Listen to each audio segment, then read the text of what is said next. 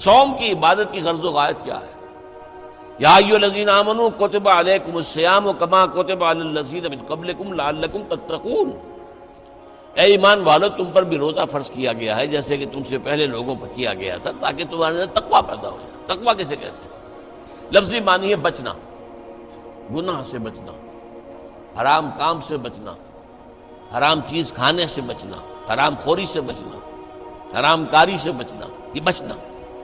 وقا یقی کے معنی ہے بچانا، وقنا عذاب النار، ہم دعا مانگتے ہیں اے اللہ ہمیں آگ کے عذاب سے بچا لے۔ تو وقا یقی بچانا، اتقا یتقی بچنا، خود بچنا، تاکہ تم بچ سکو، تمہارے اندر تقویٰ پیدا ہو جائے، تم اللہ کی نافرمانی سے بچو، گناہوں کے ارتکاب سے بچو، حرام خوری سے بچو، اس لیے تمہارے اوپر روزہ فرض کیا گیا۔ اب اس کی حکمت کو سمجھیے۔ دیکھیے ایک ہے ہماری خودی، ہماری انا۔ جب میں کہتا ہوں میں، تو میں سے مراد کیا ہے؟ یہ ہاتھ میرا ہے، یہ پاؤں میرے ہیں، یہ آنکھیں میری ہیں، یہ سر میرا ہے، یہ جسم، میں کون ہوں؟ میں کی حقیقت ذرا مختلف ہے، انا، خودی، سیلف۔ ایک ہے ہمارا حیوانی وجود، اس حیوانی وجود میں وہی سارے تقاضے موجود ہیں جو حیوانات کے اندر ہیں۔ ہر حیوان کھانا جو ہے اسے چاہیے، انسان کو بھی چاہیے۔ ہر حیوان میں نسل کشی کے لیے شہوت کا مادہ ہے، ہمارے اندر بھی ہے۔ ہر حیوان کو کوئی نہ کوئی گھونسلہ ہو، کوئی بھٹ ہو، کوئی جگہ چاہیے رہنے کے لیے، آرام کرنے کے لیے، ہمیں بھی چاہیے۔ تو حیوانی تقاضے ہمارے جو ہمارے وجود کے اندر موجود ہیں، ان کے لیے کہا ہے، فرائڈ نے لفظ استعمال کیا ایڈیا لیبیڈو۔ یہ ایڈیا لیبیڈو بہت منہ زور ہے۔ بھوک لگتی ہے تو انسان کہتا ہے کچھ بھی ملے کھانے کو، حلال ملے حرام ملے کھاؤ۔ شہوت کا جذبہ جب جاگ اٹھتا ہے، برانگیختہ ہو جاتا ہے، تو پھر وہ تو چاہتا ہے تسکین ہونی چاہیے میری شہوت کی، جائز ناجائز، حلال حرام، صحیح غلط، سب چھوڑو اس کو۔ اس کے لیے کنٹرول پیدا کرنا، ضبط نفس، کہ آپ اپنے نفس پر کنٹرول کر سکیں، نفس آپ پر حاوی نہ ہو جائے، جو اس کا حکم دے، جو بھی وہ حکم دے آپ اس کی پیروی کریں، نہیں، نفس کو اپنے قابو میں رکھیں، اپنی مرضی کے مطابق اسے چلائیں۔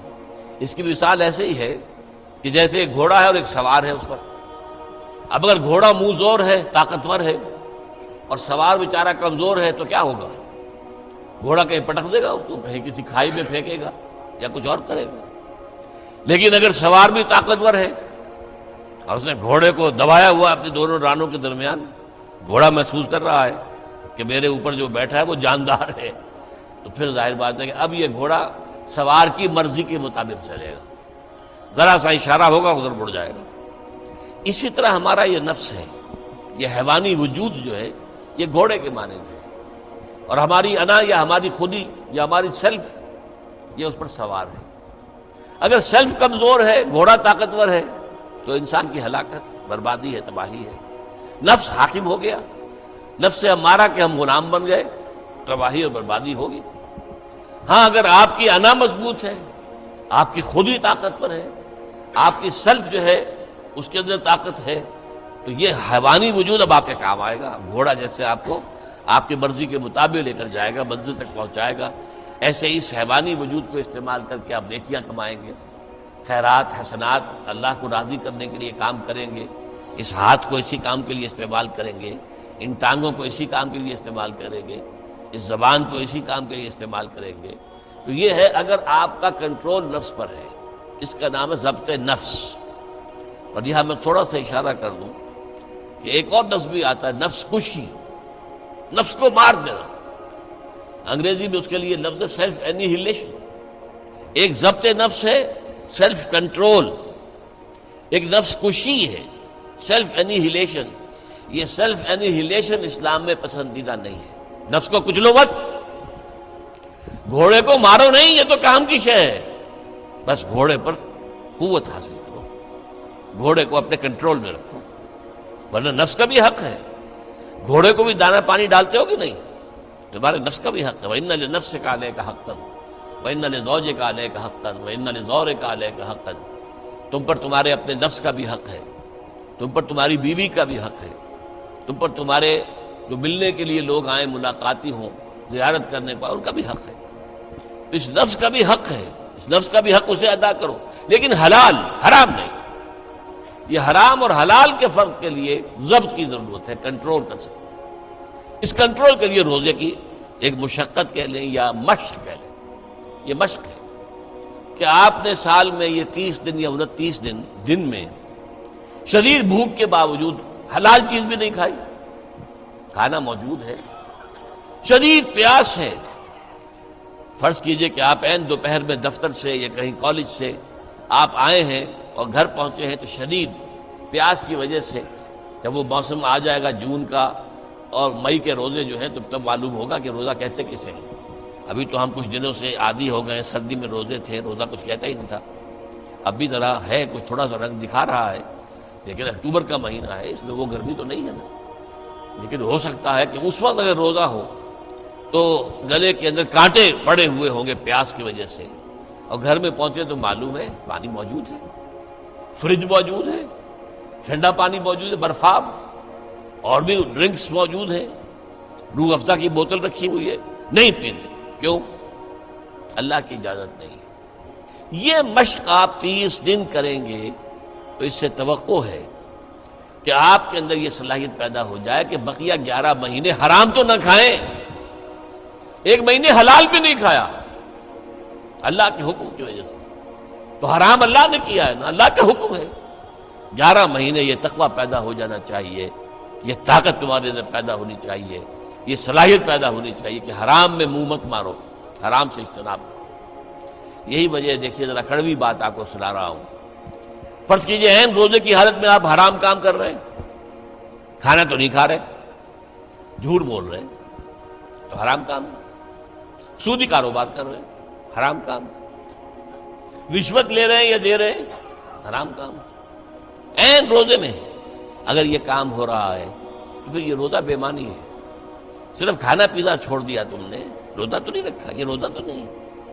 حضور کی 2 حدیثیں آپ کو سنا رہا ہوں۔ من لم یدع قول الزور والعمل به، جس شخص نے جھوٹ بولنا اور جھوٹ پر عمل کرنا نہیں چھوڑا، فلیس للہ حاجۃ ان یدع طعامہ وشرابہ، تو اللہ کو کوئی ضرورت نہیں ہے کہ وہ کھانا پینا چھوڑ دے۔ جھوٹ بولنا نہیں چھوڑا عین حالت صوم میں، تو یہ صوم نہیں ہے، فاقہ ہے۔ تم نے کھانا پینا چھوڑ دیا، بس روزہ نہیں۔ نہ اس میں روزے کی حکمت پوری ہوگی، نہ روزے کی غرض و غایت پوری ہوگی، نہ روزے کی برکات، روزے کے انوار اس سے پیدا ہوں گے، بلکہ بس یہ ہے کہ آپ نے دن بھر میں فاقہ رکھا ہے، اللہ اللہ خیر صلی اللہ۔ اس طرح ایک اور حدیث میں آتا ہے، کم من صائم لیس من صیامہ الا الجوع، کتنے ہی روزہ رکھنے والے ایسے ہیں جنہیں اپنے روزے سے سوائے بھوک کے اور کچھ حاصل نہیں، بھوکا رہا، بس منہ بند کیے رکھا، باقی روزہ نہیں تھا وہ۔ جب عین روزے کی حالت میں جھوٹ بول رہا ہے یا جھوٹے عمل کے اوپر، جھوٹے کاروبار پر عمل کر رہا ہے تو یہ روزہ نہیں ہے۔ تو روزے میں کھانا اور پینا صرف یہ ترک کرنا نہیں ہے، بلکہ یہاں تک بھی آیا ہے کہ فرض کیجئے کہ کوئی شخص آپ سے جھگڑ رہا ہے، گالم گلوچ پہ اتر آیا ہے، تم یہ کہو کہ بھائی میں اس وقت کچھ نہیں کہہ سکتا، میں روزے سے ہوں، میں اس وقت تمہاری بات کا جواب نہیں دے سکتا، میں روزے سے ہوں۔ یہ بھی گویا کہ روزے کے تقاضوں میں سے ہے، جھگڑا نہ کیا جائے، فساد نہ کیا جائے، لوگوں سے لڑا نہ جائے، گالم گلوچ نہ کی جائے، یہ بھی روزے کے تقاضوں میں سے ہے۔ تو روزہ رکھا جائے پورے آداب کے ساتھ تو اس سے تقویٰ پیدا ہوتا ہے، اس میں کوئی شک نہیں۔ تو یہ ہے گویا کہ اولین سطح پر روزے کی حکمت، یا ایھا الذین آمنوا کتب علیکم الصیام کما کتب علی الذین من قبلکم لعلکم تتقون۔ اب آئیے اگلی منزل، کچھ عرصے کے بعد پھر رمضان کے روزے فرض کر دیے گئے۔ شہر رمضان الذی انزل فیہ القرآن ھدی للناس وبینات من الھدی والفرقان فمن شہد منکم الشہر فلیصم۔ رمضان کا مبارک مہینہ وہ ہے جس میں قرآن نازل ہوا، اور قرآن کیا ہے؟ لوگوں کے لیے ہدایت اور حق و باطل میں امتیاز کی بینات، روشن چیزیں، واضح چیزیں، کھلی چیزیں، بین چیزیں۔ تو جو کوئی بھی تم میں سے پائے اس مہینے کو، نہ مریض ہو نہ بیمار ہو، موجود رہے اپنے گھر میں، فلیصم، تو لازم ہے اس پر کہ روزہ رکھے۔